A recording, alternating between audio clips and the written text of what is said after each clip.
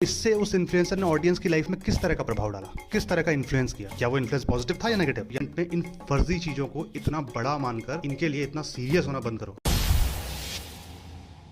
ये video specially उन लोगों के लिए है जिनकी एज 24 या फिर उससे कम है, क्योंकि यहाँ पर मैं ये अज्यूम कर रहा हूँ कि 24 से ऊपर वाले लोग कहीं ना कहीं क्लियर होंगे अपनी चॉइसेस को लेकर। बट स्टिल अगर आप 24 से ऊपर हैं और आपको लगता है कि थोड़ी और क्लैरिटी की जरूरत है तो आप भी इस वीडियो को देख सकते हैं। दोस्तों, मैं बात करने जा रहा हूँ present day trends and present day influencers की, और इसी वीडियो में शायद मैं आपके फेवरेट इन्फ्लुएंसर के बारे में भी बात कर दूं। तो इसलिए इस वीडियो को पूरा एंड तक जरूर देखिए, उसके बाद ही कुछ कमेंट वगैरह कीजिए। तो दोस्तों, सबसे पहले मैं आपको ये बता दूं कि सोशल मीडिया के वो क्रिएटर्स जो आज की डेट में थोड़ा फेमस हो गए हैं, तो हम उनको बोल देते हैं कि ये इन्फ्लुएंसर्स हैं। वैसे इन्फ्लुएंसर की लिटरल मीनिंग के अकॉर्डिंग हम बात करें तो ऐसे लोग जो आपकी लाइफ में कुछ प्रभाव डालने की क्षमता रखते हैं। अब आज के टाइम में वो प्रभाव भले ही पॉजिटिव है या नेगेटिव, कोई फर्क नहीं पड़ता, वो एक इन्फ्लुएंसर कहलाता है और उसे सेलिब्रेट भी किया जाता है, इसलिए उसे सेलिब्रिटी भी कह देते हैं। अब इसमें आयरनी ये है कि आपकी लाइफ को वो लोग इस कदर प्रभावित कर देते हैं कि आपको पता भी नहीं चलता है। बस आपके आसपास के लोगों को आप में एक चेंज देखने को मिलता है, क्योंकि उनकी वीडियोस से होने वाला इंपैक्ट कुछ ऐसा होता है कि आप धीरे धीरे उनके तौर तरीकों को अननोइंगली फॉलो करने लग जाते हैं और वो सब आपकी डेली हैबिट्स में घुल जाता है। फिर चाहे वो अच्छी बातें हो, फिटनेस रूटीन हो, ट्रैवल करने का एक सुरूर हो, या फिर वो गाली देना हो, किसी की मजाक उड़ाना हो, किसी को रोस्ट करना हो, एंड ऑल, कुछ भी हो सकता है।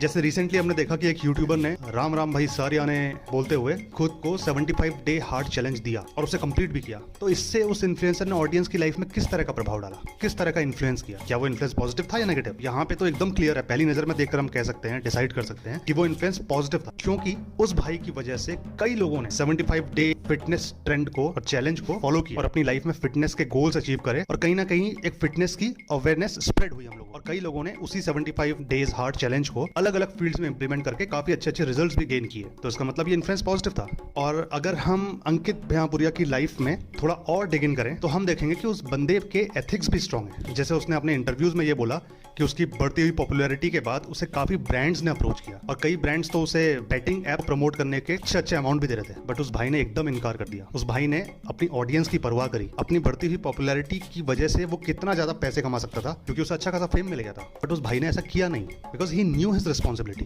And he was very sensitive about what he is going to propagate to his audience. और ये एक बहुत अच्छी बात है। अब वहीं सोशल मीडिया में ऐसे भी इन्फ्लुएंसर्स हैं जो बोलते तो हैं राम राम, मगर प्रमोट वो करते हैं बेटिंग एप्स को और गुंडई को।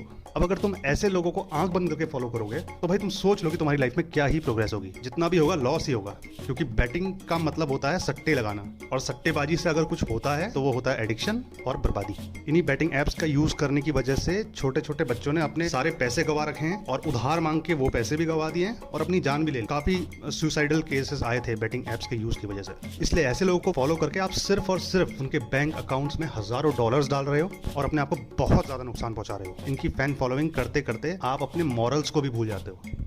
पढ़ाई लिखाई तो आप बिल्कुल ही बंद कर देते हो, ये सोचकर कि जब आपके सो कॉल्ड आइडल्स ही बिना पढ़ाई लिखाई के इतने पैसे कमा सकते हैं तो हमें इसकी जरूरत ही क्या है, हम भी कुछ ना कुछ ऐसा ही कर लेंगे, और बस ग्रो करने की जगह आपका डाउनफॉल शुरू हो जाता है। अब ऐसी सिचुएशन में तुम क्या कर सकते हो? तुम्हारे आसपास के सारे लोग और तुम्हारे फ्रेंड्स तो इन्हीं यूट्यूबर्स को फॉलो करते हैं और इन्हीं की बातें किया करते हैं, जो अल्टीमेटली सिर्फ गाली गलौज, गुंडई और गैम्बलिंग सिखा रहे हैं। और अगर तुम उनको फॉलो नहीं करोगे तो तुम फोमो के शिकार हो जाओगे। तो भाई let me tell you, life का एक सिंपल सा फंडा है। हम जब छोटे होते हैं ना, अपनी टीन एज में या फिर 20s में, तो हमें ये जो छोटी छोटी चीजें होती है ना, ये बहुत बड़ी लगती है और बहुत इंपॉर्टेंट लगती है, क्योंकि हम इतने इवॉल्व नहीं हुए होते इस टाइम पे। और आप जब थोड़ा मैच्योर हो जाएंगे ना और लाइफ की रियलिटी को फेस करेंगे तो आप रियलाइज करेंगे कि वो चीजें तो कुछ मायने ही नहीं रखती यार, जिसके लिए हम इतना परेशान हो रहे होते थे। इसलिए अभी प्रेजेंट में इन फर्जी चीजों को इतना बड़ा मानकर इनके लिए इतना सीरियस होना बंद करो, क्योंकि ये सब बहुत ज्यादा सुपरफिशियल है। और आज से कुछ सालों के बाद जो आज के ट्रेंडिंग यूट्यूबर्स हैं, शायद वो ना रहे ट्रेंडिंग में, कोई और ही ट्रेंडिंग में आ जाए। मैं देखता रहता हूँ कि इन बड़े बड़े यूट्यूबर्स के कमेंट सेक्शन में फैंस लोगों की लड़ाई चल रही होती है, और ये सो कॉल्ड फैंस इतने ज्यादा सीरियस होकर लड़ रहे होते हैं कि पूछो मत। सच बताऊं, वो तुम ही लोग हो मेरे भाई। ओ भाई, तुझसे कह रहा हूँ, हाँ तू ही जो इस वीडियो को देख रहा है, ध्यान से सुन। अपनी एनर्जी को चैनलाइज कर, क्रिटिकल थिंकिंग स्किल्स को डेवलप कर। मतलब जिसको फॉलो करते हो सबसे पहले उसके मॉरल्स को देखो एंड आस्क क्वेश्चंस लाइक, मेरी लाइफ में ये बंदा क्या वैल्यू एडिशन कर रहा है या करेगा? क्या ये बंदा एथिकली स्ट्रांग है? क्या ये बंदा चंद पैसों के लिए उन चीजों को प्रमोट करता है जो फंडामेंटली रॉन्ग है, like abuse, body shaming, gambling etcetera? अगर कोई बंदा अपनी वीडियोस में वो बातें कर रहा है तो उसको भी वो प्रमोट ही कर रहा है। इस वीडियो के थ्रू मैं आपसे ये बिल्कुल नहीं बोल रहा कि आप मजे करना बंद कर दो। भाई तुम ना अपनी लाइफ की सबसे बेस्ट स्टेज में हो, फुल एंजॉय करो, But be conscious and thoughtful about your choices. Choices you make in friendship and choices you make on social media regarding whom you should follow and whom you shouldn't. और ये सब होगा अपनी critical thinking skills को develop करके। बाकी skills तो आती जाती रहेंगी।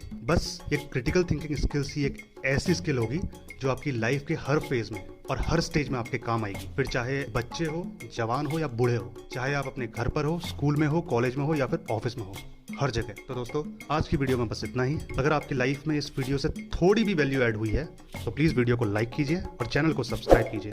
और हाँ, अगर आप किसी और टॉपिक में कुछ भी क्लैरिटी चाहते हैं तो प्लीज़ कमेंट में ज़रूर बताइए, मैं उस पर भी वीडियो लाने की कोशिश करूँगा। Thank you so much for watching.